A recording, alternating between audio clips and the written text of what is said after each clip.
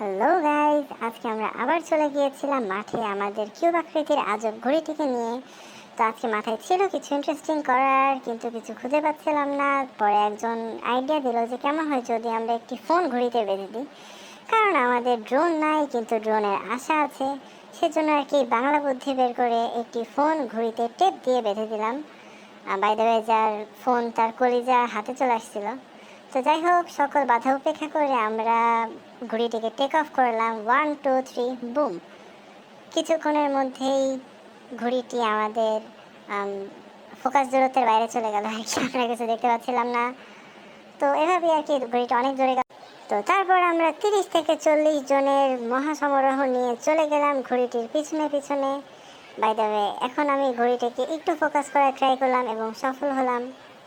তো তারপর আমরা নিচ থেকে দাঁড়িয়ে ঘড়িটিকে অবজার্ভ করতেছিলাম আর এনজয় করতেছিলাম। কিছুক্ষণ পর ফোনের যে ওনার, সে বলে যে ভাই, আমি ক্যামেরাটা অন করছি কিনা আমার ঠিক মনে পড়তেছে না। মানে ভাই, সিরিয়াসলি এত খাটাখাটনির পর তুই যদি এই কথা বলিস তাহলে কেমনটা লাগে? তো তারপর ছেলে প্লে প্রায় তাকে মারবে সেই অবস্থা, তো কোনো রকম ঠেকাইলাম। তো এত ব্যস্ততার মধ্যে পরিচয় হলো একটা বিশ্বের বালকের সাথে, যে আসলে অদ্ভুত একজনের ফ্যান। যাই হোক, কিছু বলার নেই, স্কিপ দ্য টপিক। আরে সালা, বহুত বড়িয়া। তারপর দেখি জামাতের দুই নেতা ঘড়িটিকে হ্যান্ডেল করতেছে, সেখানে বেশি কিছু বলি নাই। তারপর দেখি কিছুক্ষণের মধ্যে ঘড়িটি নিচে নেমে আসতেছে। তো আমরা সবাই মিলে সেখানে দৌড় দিই এবং ঘড়িটি নিচে নামার মুহূর্ত ক্যাপচার করি।